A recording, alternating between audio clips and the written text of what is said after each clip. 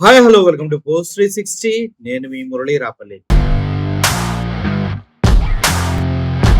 Election commission ఎవడు ప్రశ్నించినా కూడా వాడిని జైల్లో వేయటమో, వాడి పైన ఏదన్నా కేసు పెట్టడానికి చుట్టమో, లేదంటే థ్రెటన్ చేయటమో జరుగుతూ ఉంది. లేదంటే ఎలక్షన్ కమిషన్ పైన ఎవడైనా వీడియోలు చేసి యూట్యూబ్ నుంచి తీసేయించడం కూడా జరుగుతుంది. ఆ ఎలక్షన్ కమిషన్ కి సంబంధించినటువంటి కింద ఒక నోట్ వస్తుంది. ఏమని, ఈ election commission is very fair and genuine voting machines, there is no fraud in this అని పెద్ద చాట వార్తం వస్తుంది. ప్రతి ఈసీ పైన చేసినటువంటి వీడియోస్, ఈవీఎంస్ పైన చేసినా కూడా ఇటువంటి కింద వాళ్ళ పాతివర్త్యాన్ని ప్రూవ్ చేసుకోవడానికి ఒక నోట్ అనేది వదిలేస్తూ ఉంటారు.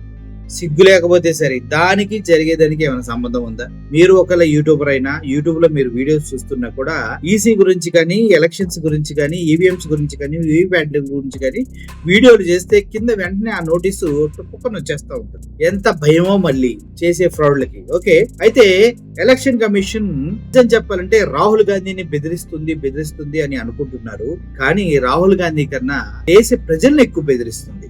ఇలా ఈవీఎంస్ గురించి మాట్లాడినా, దేని గురించి మాట్లాడినా థ్రెటన్ చేస్తూ, వాళ్ళకి వార్నింగ్లు ఇస్తూ, అంతెందుకు ఆంధ్రప్రదేశ్ లో కూడా చాలా మందికి వార్నింగ్లు ఇచ్చింది, మీరు ఎక్కువ వీటి మీద మాట్లాడకండి అనేసి. అంటే ఒకసారి ఆలోచించండి, ఈసీ ఎంత అధ్వాన స్థితిలో బ్రతుకుతుందో, ఎంత గుండె లబ్బు డబ్బు అని కాకుండా సిగ్గు శరం లేని బతుకులు మాయని వాళ్ళ గుండెలు వాళ్ళే కొట్టుకుంటున్నాయి. ఆ క్రమంలోనే రాహుల్ గాంధీ ఒక 5 ప్రశ్నలు సంధించడం జరిగింది ఎలక్షన్ కమిషన్. మీరు నన్ను ప్రశ్నించడం కాదురా, నన్ను థ్రెటన్ చేయడం కాదురా, పిచ్చనాయాలు గాలారా, మీరు తమ్ముంటే, మీరు ఒక అమ్మకి అబ్బకి పుట్టుంటే, you are genuinely born to a single mother and dad, then answer this 5 questions అంటూ రాహుల్ గాంధీ గారు కొన్ని ప్రశ్నలు అడగడం జరిగింది.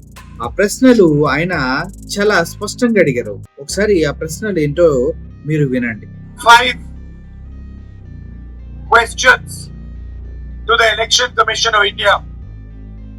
Instead of threatening me, answer these 5 questions. Number 1, why are you not giving voter lists in digital machine readable format to the people of India? First question, machine readable format లో voter list ని ఎందుకు ఇవ్వట్లేదు అంటే, ఇప్పుడు మనందరికీ తెలుసు, computer లోకి వెళ్ళి సెర్చ్ చేసామనుకో, సో నేమ్, ఆ నేమ్ సంబంధించిన డేటా అంతా వస్తుంది, అవునా కదా? ప్రతి ఒక్కరు తెలుసు ఇది. కానీ అలా సెర్చ్ చేస్తే ఒక్క రోజులో అంత డేటాలో ఉన్న బొక్కలన్నీ తెలిసిపోతాయి. కాబట్టి వాళ్ళు ఆ మిషన్ రీడబుల్ డేటా అంటే కంప్యూటర్ లో మనం సెర్చ్ చేస్తే తెలిసే డేటాని ఇవ్వరు కూడా వాళ్ళు, ఎందుకంటే మొత్తం ఫ్రాడే కాబట్టి. అది ఎందుకు ఇవ్వర్రా అని అడుగుతూ ఉన్నాడు. నెక్స్ట్ ఆయన అడిగే ఇంకో ప్రశ్న ఏంటంటే, Number 2, why are you destroying video evidence? Number 2, ఈ ఎలక్షన్ కమిషన్ మనం ఓట్లు వేయడానికి వెళ్ళినప్పుడు అక్కడ సీసీటీవీలు ఉంటాయి. ఆ సీసీటీవీ ఫుటేజ్ ఎందుకు డిస్ట్రాయ్ చేస్తున్నారు అనేది కూడా రాహుల్ గాంధీ గారు అడుగుతున్నారు. Number 3, why is ECI committing massive fraud in the voter lists? Election commission of India voter list లో ఇంత దారుణమైనటువంటి పెద్ద ఫ్రాడ్ అంటే ద్రోహి ఎందుకు చేస్తుంది, దొంగతనం ఎందుకు చేస్తుంది అనేది ఆయన ప్రశ్న అన్నమాట. Number 4, why is ECI threatening opposition? Number 4, ఎవడన్నా ఎలక్షన్ కమిషన్ గురించి మాట్లాడితే వాళ్ళని ఎందుకు భయపెడుతుంది అంటూ ఇంకొక 4వ ప్రశ్న అడిగారు. Instead of answering our questions. And finally, why is ECI behaving like an agent of the BJP అనేది ఒక తుక్కుపాటి అని తేల్చేశాడు రాహుల్ గాంధీ. ఎందుకంటే ఎలక్షన్ కమిషన్ అడ్డం పెట్టుకొని అక్రమంగా ద్రోహాలు చేసి గెలిచింది. అటువంటి బీజేపీ పార్టీతో పొత్తులో ఉండి పక్కలో పడుకొని ఎందుకు ఇలా చేస్తున్నావు ఎలక్షన్ కమిషన్ అంటూ రాహుల్ గాంధీ ప్రశ్నించడం జరిగింది. ఇది జరుగుతూ ఉందన్నమాట. అంటే మీకు అసలు విషయం అర్థమైందా? ఎలక్షన్ కమిషన్ అనేది ఎంత దిగజారిపోయి బ్రతుకుతుందో, ఎంత దరిద్రమైనటువంటి బ్రతుకులో ఉందో. ఇటువంటి వాళ్ళన మనం ఒక్కొక్కడికి ముడ్డి కింద 70 సంవత్సరాల దాకా వచ్చినాయి.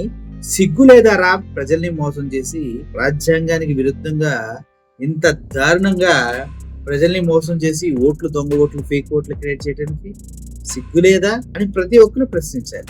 రాహుల్ గాంధీ గారు కూడా చేసింది అదే. నిజంగా చెప్పాలంటే ఎలక్షన్ కమిషన్ బట్ల రెప్పి నగ్నంగా నడి రోడ్డు మీద నిలబెట్టినట్టు చేశారు రాహుల్ గాంధీ. ఇప్పుడు బీజేపీ పరిస్థితి కూడా అదే. ఎవడు ఎక్కడ తలకాయలు పెట్టుకోలో తెలియక కమ్మోట్లో తలకాయలు పెట్టుకొని ఆ వాసన చూసుకొని ఈ రాహుల్ గాంధీ టార్చర్ కన్నా ఈ కమ్మోడ్ లో నుంచి వచ్చే వాసనే ఈ సుగంధంలా ఉంది, ఇక్కడే బ్రతికితే చాలు బాబు అన్నట్టుగా వాళ్ళ బ్రతుకులు ఉన్నట్టుగా అర్థమవుతూ ఉంది. నిజం చెప్పాలంటే ఇంత చీప్ బ్రతుకులా ఛీ. మా ఇంట్లో నల్లులు బల్లులు ఉంటాయి కదా, అవి కూడా కొద్దిగా ఇజ్జత్తో బతుకుతాయి. కుక్కలైతే ఇంకా విశ్వాసం, గేదెలు బర్రెలు బద్దులు, ఇన్ని జంతువులు ఉంటే అన్ని జంతువుల కన్నా కూడా హీనమైన బతుకులు. ఇట్లా ఓట్లు చోరీ చేయటం, ఇలా ప్రజల్ని మోసం చేయటం, ఇలా దొంగోట్లు వేయించుకోవటం, ఇలా ఛీ. ఇది కూడా ఒక బ్రతుకులేనా? ఇది కూడా బ్రతుకేనా? ఏమైంది? దీనికన్నా 10 మందికి తార్చండి వెళ్ళి, బాగుంటది. గర్వంగా సీరియస్ గా వాళ్ళన్నా చెప్పుకుంటారు. సిగ్గు లేదా సార్? దానికి దీనికి పెద్ద తేడా ఉంది సార్. మీ క్యారెక్టర్ ని తార్చడం కన్నా అదే నయం కదా. ఒక్కడికన్నా క్యారెక్టర్ ఉందా ఇప్పుడు ఎలక్షన్ కమిషన్ లో? ఒక్కడికన్నా క్యారెక్టర్ ఉందా బీజేపీ గవర్నమెంట్ లో? ఒక్కడికన్నా క్యారెక్టర్ ఉందా ఈవీఎం ని మేనేజ్ చేసిన వాళ్ళు? ఒక్కడికి కూడా క్యారెక్టర్ లేదు. దానికన్నా ఫస్ట్ చెప్పాను కదా, అది చేసుకోవడం బెస్ట్. మీరు మరి ఇంత దారుణంగా, ఇంత చండాలంగా, ఇంత ఘోరంగా, ఇంత పనికి మాలిన బ్రతుకులా? అసలు మీరు రాజకీయ నాయకులు అయితే ఓకే, నీతో చెప్తారు కదా హిందుత్వం అది ఇది ఇది అది.